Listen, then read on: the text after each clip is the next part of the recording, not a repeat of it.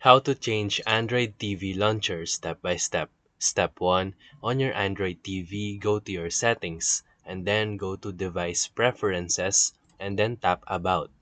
Tap the build number several times until developer mode is enabled. Step 2. Download an alternative launcher like HAL Launcher, ATV Launcher, or Sideload Launcher from the Play Store or sideload it using your USB. Step 3. Install Launcher Manager to make your custom launcher the default.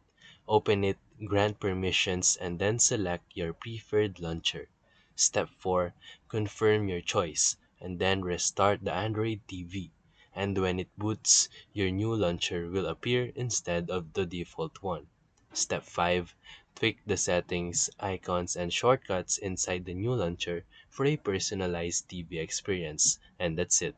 So if this video helped you, make sure to like and subscribe. Thank you for watching.